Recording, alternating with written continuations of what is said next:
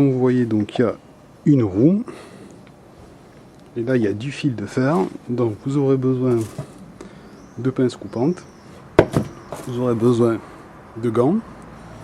Vous aurez également besoin donc de fil de fer. Donc il préconise de prendre du fil de fer de 1 mm, 1,5 mm d'épaisseur, qui soit assez costaud quand même. Et puis vous aurez également besoin donc d'une roue de vélo. Donc important, donc c'est une roue avant de vélo, puisqu'on aura besoin de ça, donc de l'essieu.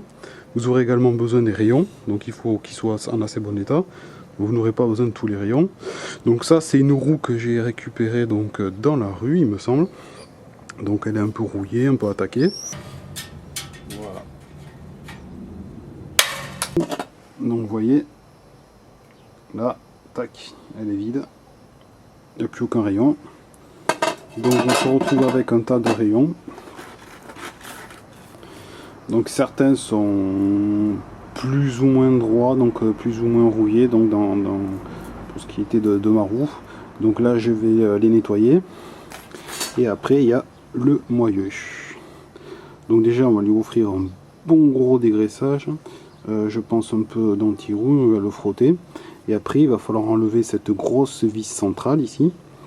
Et normalement aussi donc les roulements à billes, donc de chaque côté. Voilà, puis on va le nettoyer. Et après la prochaine étape, on va utiliser des rayons et on va les faire passer par, excusez-moi, je vais essayer de centrer, par ces trous là. Donc normalement ça va venir comme ça. Puis les rayons ils vont sortir de ces trous comme ça. Et après on va venir donc les tresser.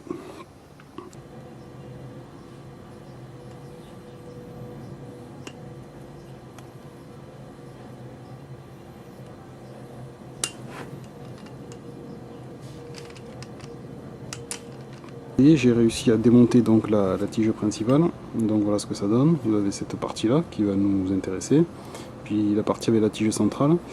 Donc je vais essayer de rapprocher à la caméra. Vous avez une sorte de méplat, voilà, là et de chaque côté. Et ce que je vous conseille moi, c'est d'aller avec deux pinces multiples, comme ça.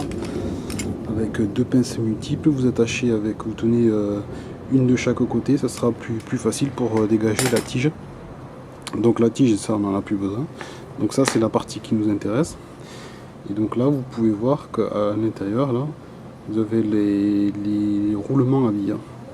Donc tout ça il va falloir les enlever, les nettoyer. On va décrasser tout ça.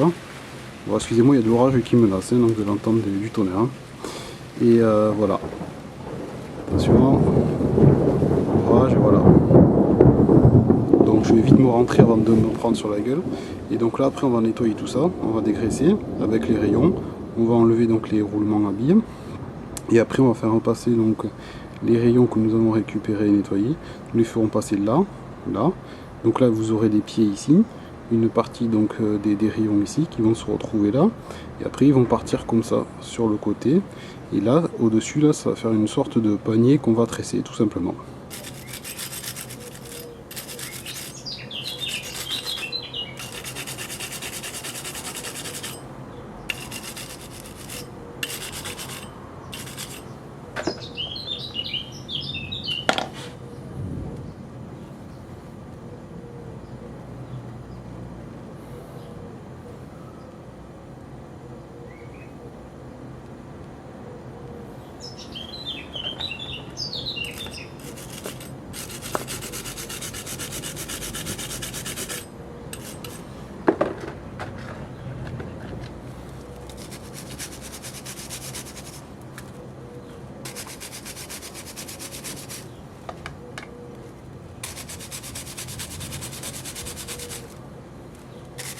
Fini donc de nettoyer donc l'essieu et les rayons. J'ai pris les rayons qui étaient on va dire les plus droits possibles.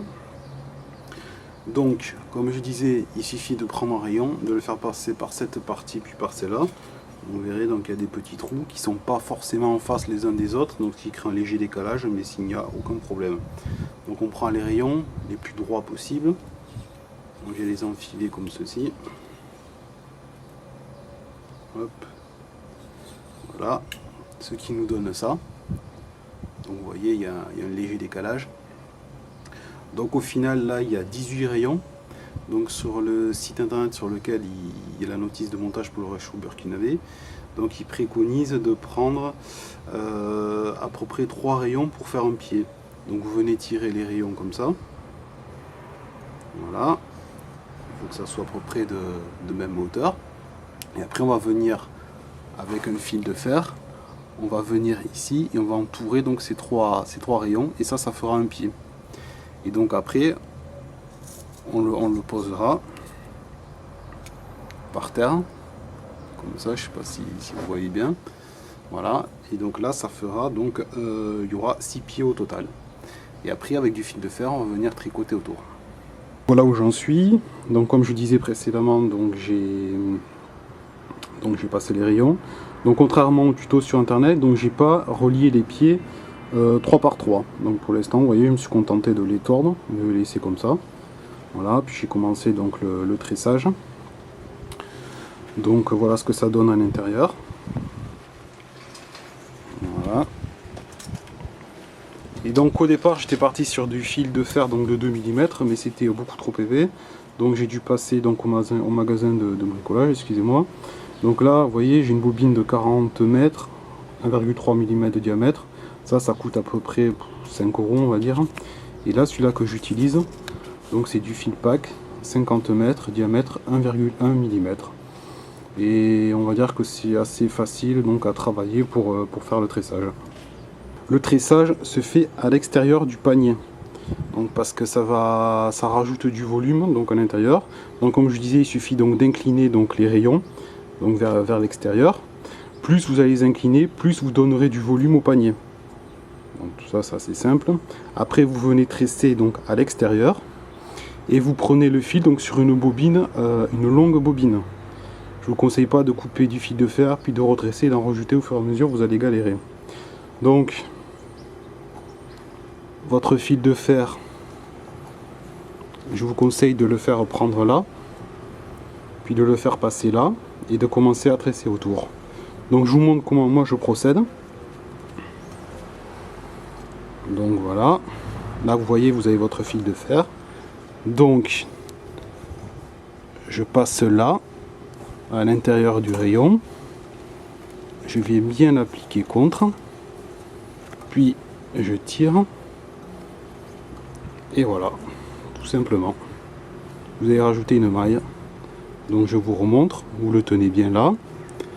Vous passez à l'intérieur du bol. Vous venez chercher, vous tirez. Et voilà, tout simplement. Donc voilà, le réchaud est terminé. Donc voilà les pieds, finalement, comme je disais, je les ai laissés comme ça. Voilà le tronc, le tressage. Puis en haut, donc j'ai recourbé les picots, comme ça là, tac.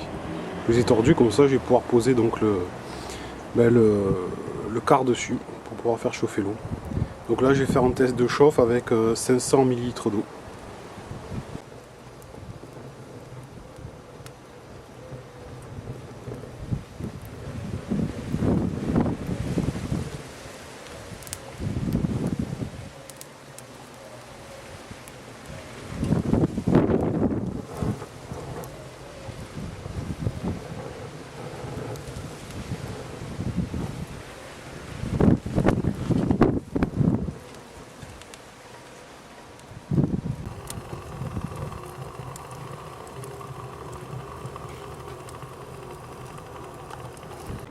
Donc voilà, le thé est prêt.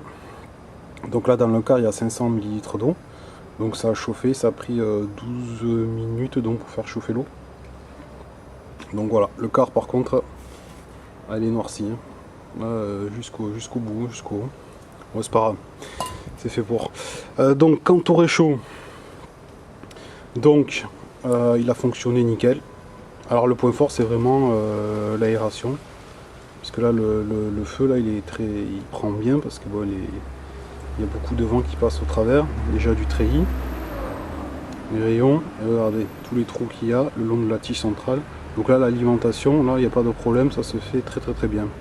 Le problème que j'ai fait c'est que là au niveau du panier c'est pas assez large, j'aurais dû prendre les rayons, et tirer un peu plus sur le côté là, de faire un panier on va dire plus large pour avoir plus de bois. Et aussi les picots que j'ai recourbés ici, ils sont beaucoup trop longs, donc ça gêne l'alimentation en bois quand je veux rajouter du bois, donc ça pose problème. Sinon le réchaud en lui-même nickel, il n'y a vraiment pas de problème. Ça s'alimente avec du petit bois, des brindilles, du papier, du carton, un peu de tout. Par contre ça part très vite, donc il faut faire une réserve et après il n'y a pas de problème. Mais bon, c'est un réchaud qui est plus à usage on va dire domestique. C'est pas, ou alors en faire un petit pour de voyage, je sais pas, mais avec ces bouts de fil de fer qui traînent, tout ça, donc ça accroche. C'est vraiment pour un usage domestique, hein, c'est pas sur le terrain. Voilà, bye.